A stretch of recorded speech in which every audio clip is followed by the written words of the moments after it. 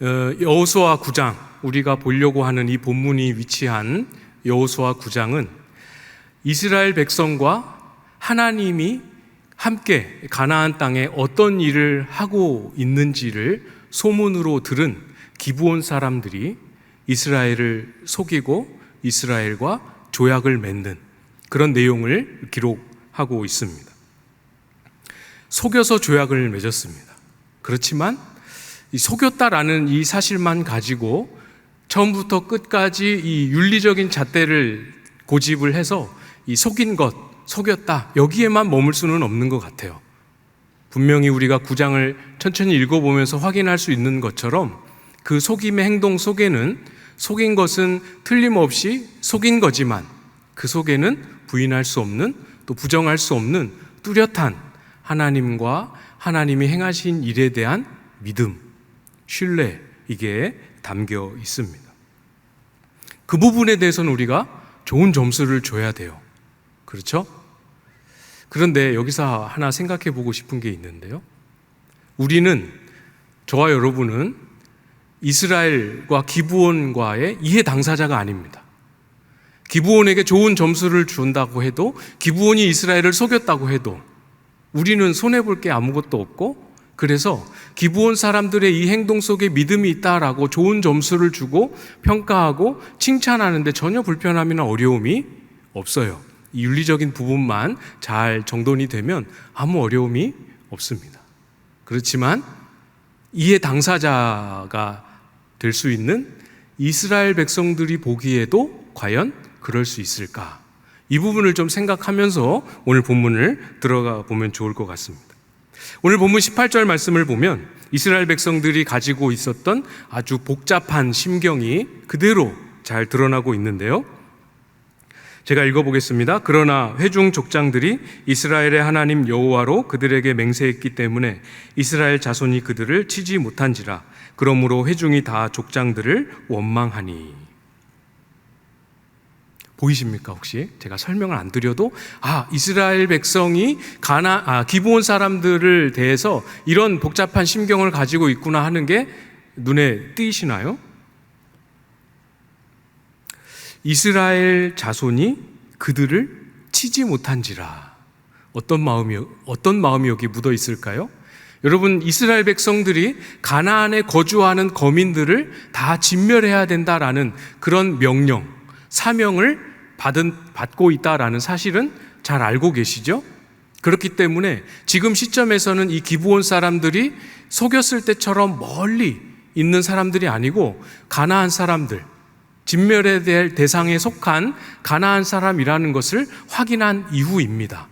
그러니까 이 사람들을 진멸해야 하는, 이 사람들을 진멸하지 않으면 아이성에서 경험했던 것과는 견줄 수 없는 큰 어려움이 우리 민족에게 닥칠지도 모른다라는 두려움, 긴박함, 빨리 진멸해야 된다라는 이런 다급함, 이런 마음이 있을 수 있겠죠?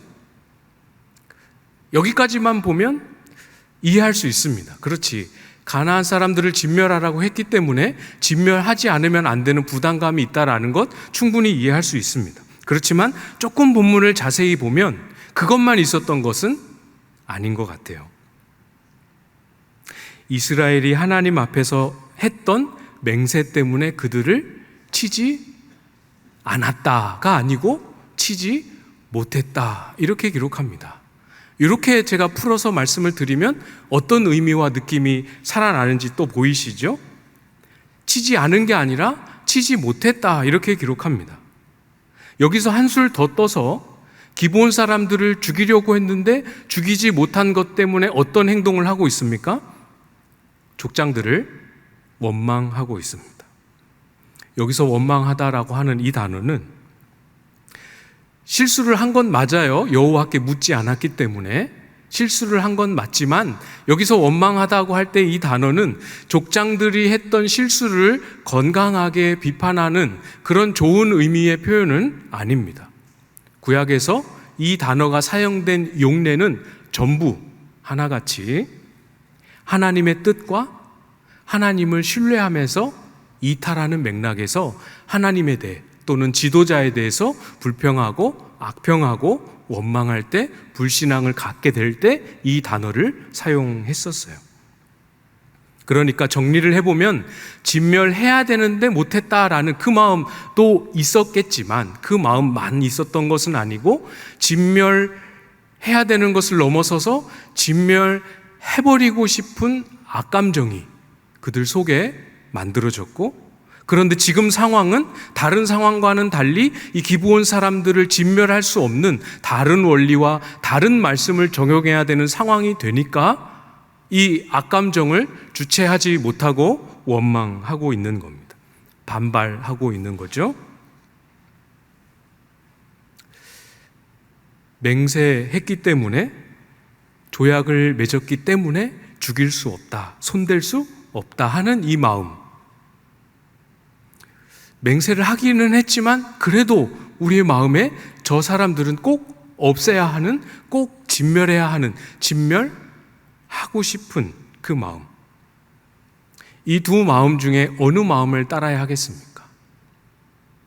이 이후에 어떤 사건이 벌어지는지 다 아시고 결말도 아시고, 또 제가 이렇게 질문을 던질 때는 던지는 저의 의도도 다 아시기 때문에 아유 목사님 당연히 맹세를 따라 진멸하지 말아야지 하는 그 마음을 따라야죠, 이렇게 마음속으로 답하시겠지만, 진멸하지 말아야지, 맹세했으니까, 조약을 맺었으니까 진멸하지 말아야지, 이 마음을 따른다는 것이 그렇게 쉬운 주제는 아니다라는 사실이에요. 왜 그게 어렵습니까 하는 그 부분은 실제로 이 문제에 넘어진 사람이 있기 때문에 이것이 쉽지 않구나 하는 걸 알게 됩니다.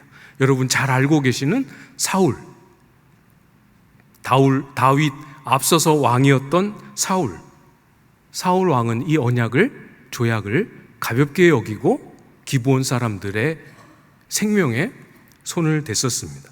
사무엘하 21장 1절 말씀에 보면 이렇게 기록합니다. 다윗의 시대에 해를 거듭하여 3년 기근이 있으므로 다윗이 여호와 앞에 간구하매 여호와께서 이르시되 이는 사울과 피를 흘린 그의 집으로 말미암음이니 그가 기브온 사람을 죽였음이니라 하시니라. 놀랍게도 언제 어떤 방식으로 왜 그랬는지는 모르겠습니다만 기브온이 성경에 기록되어 있지는 않아요. 여기에만 기록되어 있습니다. 사울에 의해서 생명을 잃은 기브온 사람들이 생겨났습니다. 왜 그랬을까를 생각해 보면 바로 그 다음 절인 사무엘하 21장 2절에 사울이 이스라엘과 유다 족속을 위하여 열심히 있으므로 그들을 죽이고자 하였더라. 이 열심을 어떻게 해석하느냐에 따라 긍정적이게 볼 수도 있고 부정적이게 볼 수도 있지만 이 열심을 어떻게 해석하든지와 상관없이 사울은 하지 말아야 할 기브온 사람들의 생명에 손은 대는 일을 하고 말았습니다. 근데 쉬운 번역을 참고해서 보니까 이 열심이라는 단어를 편파적인 사랑 이렇게 번역을 했더라고요. 이걸 사랑이라고 번역하든 열정이라고 번역하든 또는 편파적인 사랑이라고 번역하든 그것은 중요하지 않습니다. 어떤 의도, 어떤 마음이냐였던 것은 중요하지 않습니다. 기브온을 향한 이스라엘 백성들의 시각이 무엇이든지 상관없이 지금 기브온 사람들은 이스라엘 속에 이스라엘과 함께하며 이스라엘과 함께 하나님을 경외하도록 허용받고 부름받은 자들로 이스라엘 속에 거하고 있다라는 사실이죠. 다른 진멸해야 하는, 또 진멸의 이유가 되는 가나안 사람들과 같은 불신앙을 끝까지 일관하고 있는 것이 아니라 이 사람들 속에는 이스라엘 사람들과 똑같이 하나님을 사랑하고 경외하는 믿음이 싹트고 자라고 있었던 거예요. 그러니까 과거에 얘네가 이랬었는데, 과거에 얘네는 이런 사람들이었고, 과거에 얘네는 이런 존재들이었는데 이걸 근거로 해서 함부로 다루어서는 안 되는 사람들입니다. 거의 이스라엘 백성들, 언약 백성들과 똑같은 취급을 받아야 하는 거예요.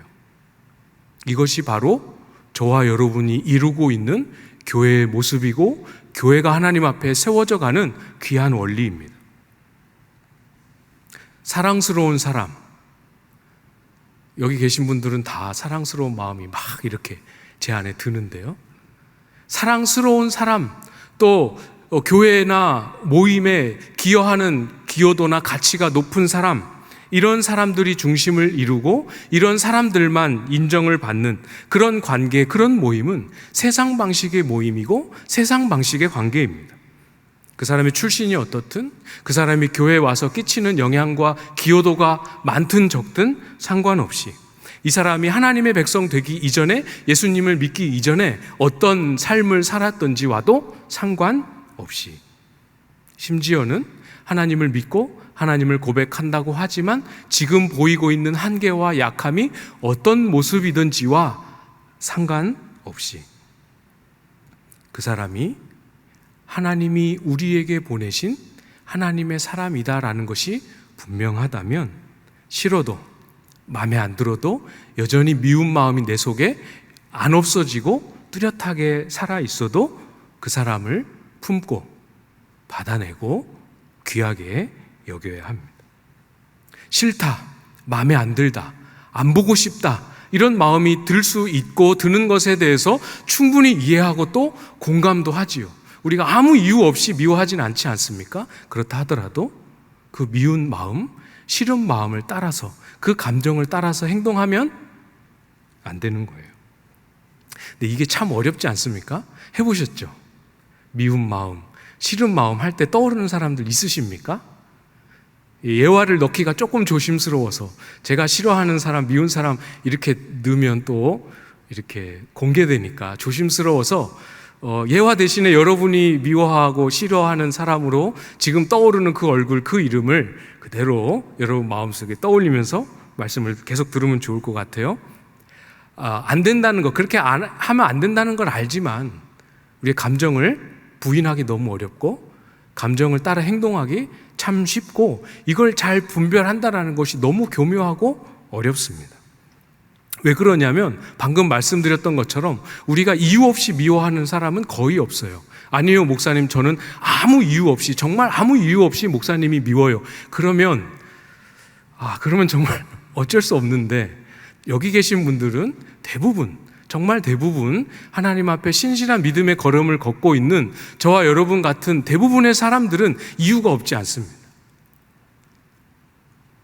분명히 그분이, 내가 마음에 불편해하는 그 지체가 우리가 같이 추구하고 같이 동의했던 믿음의 길을 이탈했다든지, 또는 뭔가 잘못된 행동을 하고 있다든지, 이런 우리 나름의 미워할, 이렇게 표현하면 안 되지만 이해를 돕기 위해서 미워할 만한, 미워해도 또 싫은 마음을 가져도 됨직할 만한 행동, 행실, 이유들이 그들 속에 있는 경우가 굉장히 많다라는 거죠.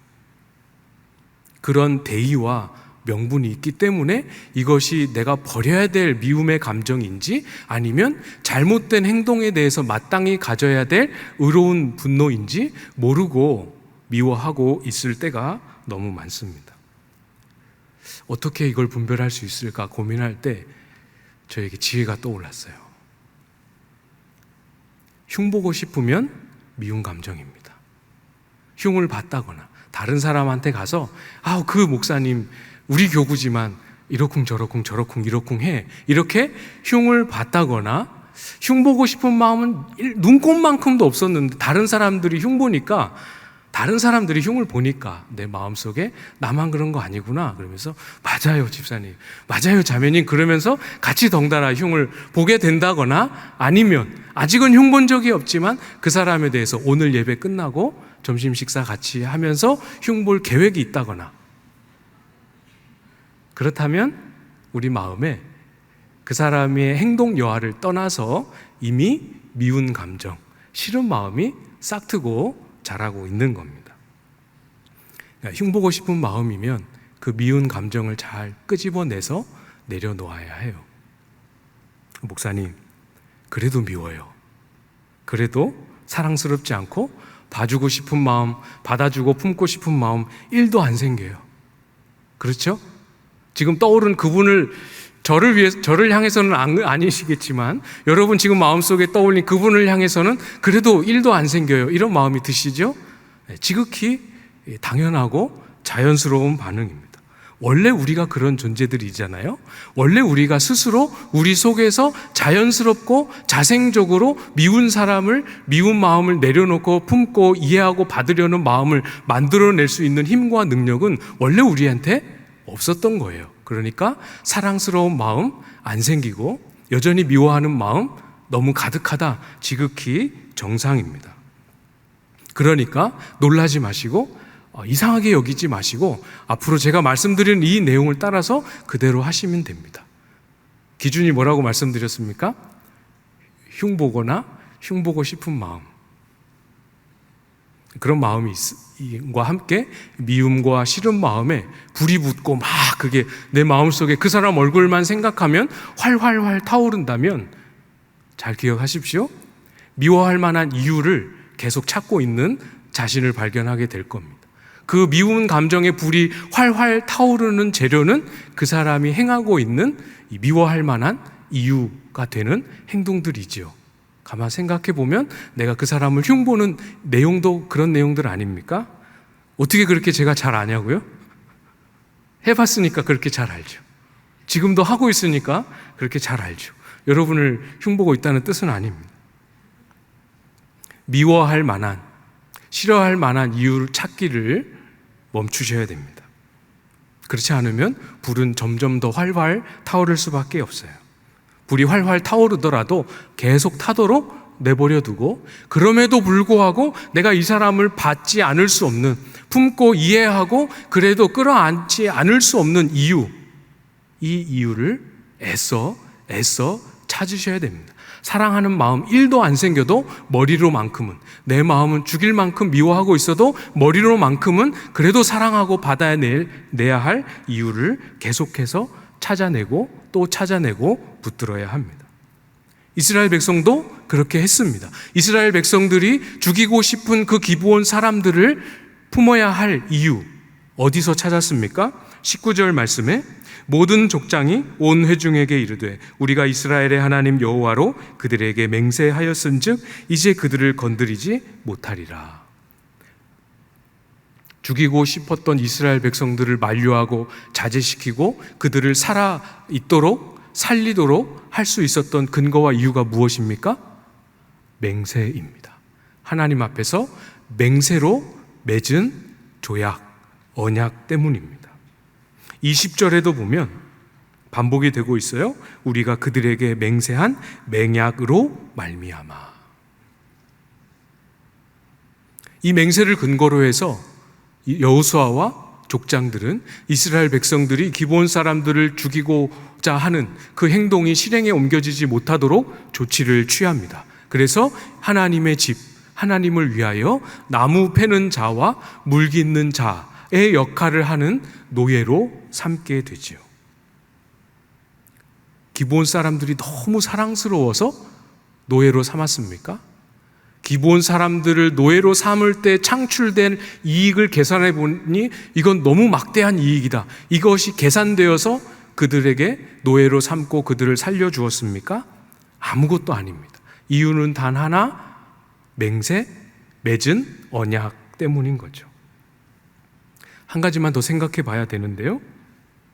이스라엘 백성들이 기브온 사람들을 죽이지 않기로 조치를 취하고 죽이지 않기로, 진멸하지 않기로 결단하고 하는 이 행동, 이것도 사실은 작은 주제는 아니에요.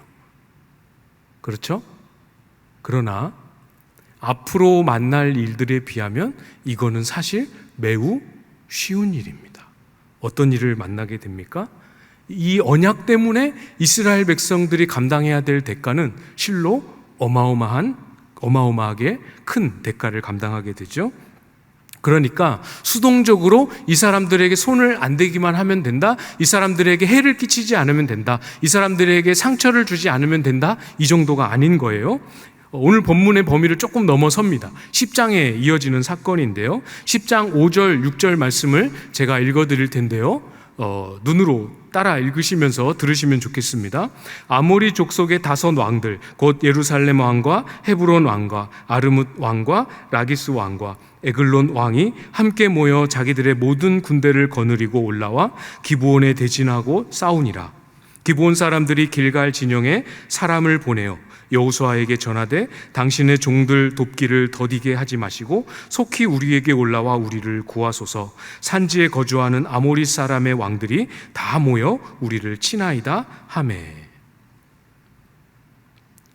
이스라엘이 여리고도 쳐봤고 아이도 쳐봤습니다.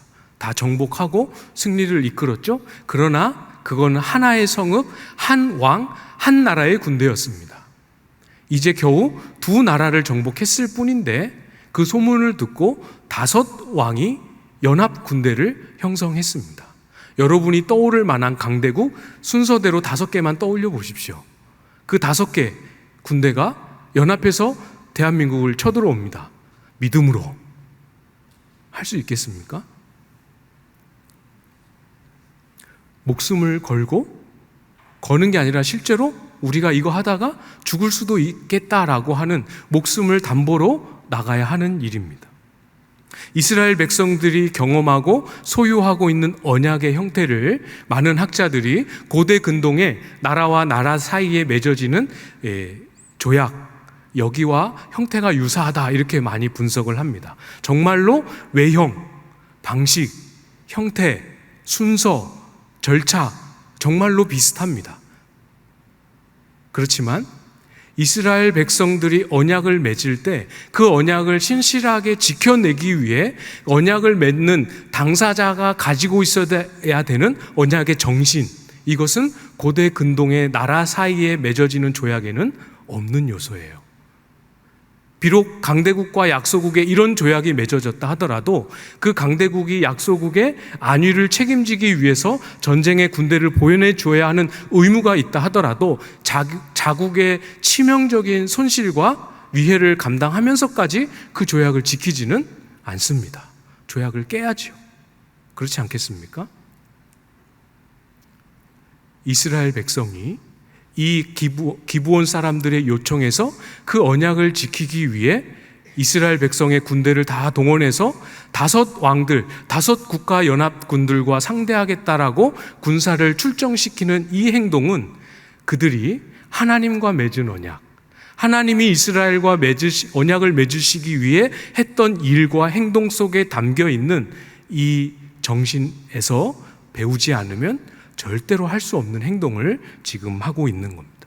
하나님이 이스라엘과 언약 맺으시기 위해 어떤 희생, 어떤 사랑, 어떤 자비를 베푸셨는지를 마음에 간직하고 있어야 할 수 있는 일이죠. 하나님이 맺으신 그 언약을 정말 신실하지 못한 이스라엘임에도 불구하고 그것을 끝까지 지켜내시기 위해 하나님이 얼마나 신실하게 그 언약을 지키시고 책임을 완수하시고 감당하셨는지를 알 때에만, 거의 생명을 아끼지 않고 내주시는 것만큼 그렇게 신실하게 언약을 지키셨던 그 하나님을 알 때에만 따를 수 있는 행동이라는 겁니다. 주 안에 사랑하는 우리 귀한 성도님 여러분, 성도가 성도를 대하는 관계의 방식은 하나님이 나를 대하시는 하나님과의 관계의 방식 속에서 배우고 그걸 물려받고 그것을 흉내내고 그것을 따라 행하는 것입니다. 하나님이 어떻게 나를 기다려 주셨는지, 하나님이 나를 어떻게 받아주고 계시고 하나님이 나를 어떻게 참아주고 계시는지 그것을 알고 소유하고 누리고 맛보고, 그래 하나님이 그렇게 나를 대해 주셨지, 그것을 간직하고 흉내내며 실천하는 것, 그것이 교회인 것이죠. 잘 아시지 않습니까? 주님께서 우리에게 서로 사랑하라 명령하실 때 어떤 원리와 기준을 가지고 명령하셨는지 잘 아시지요? 내가 너희를 사랑한 것 같이 너희도 사랑하라. 주님이 우리를 대하시는 방식, 주님이 우리를 대하시는 사랑의 크기, 주님이 우리를 대하시는 사랑의 내용, 거기서 배워야 합니다. 많이 배우시고 누리십시오. 잘 안 되더라도 많이 흉내내고 시도하고 실천해 보십시오. 그럴 때 우리 구주의 동행하심과 임재하심이 그 사랑 속에, 사랑의 실천 속에 동행하고 나타난다 약속하지 않았습니까? 이로써 모든 사람이 너희가 내 제자인 줄을 알리라. 여호수아와 이스라엘이 목숨을 걸고 이 전쟁을 감당하겠다라고 군사를 동원하고 군사로서 기브온의 그 요청에 응하여 나아갈 때, 전쟁을 치러 나아갈 때, 그때에야 비로소 하나님께서 입을 여시고 그 목소리를, 약속의 말씀을 선포해 주십니다. 10장 8절 말씀을 제가 읽어드리겠습니다. 그때 여호와께서 여호수아에게 이르시되 그들을 두려워하지 말라. 내가 그들을 내 손에 넘겨 주었으니 그들 중에서 한 사람도 너를 당할 자 없으리라 하신지라. 얼마나 큰 격려겠습니까? 두려움 가운데 나아갔을 때 반드시 이길 것이다 하는 이 하나님의 약속. 감정을 붙잡지 않고 하나님이 우리를 대하시는 그 신실한 사랑하심을 붙잡고 우리의 지체를 바라보고 대하는 참 성도의 모습, 그것이 저와 여러분 모두의 모습으로 더 많이 세워져 갈 수 있기를 주님의 이름으로 축복합니다.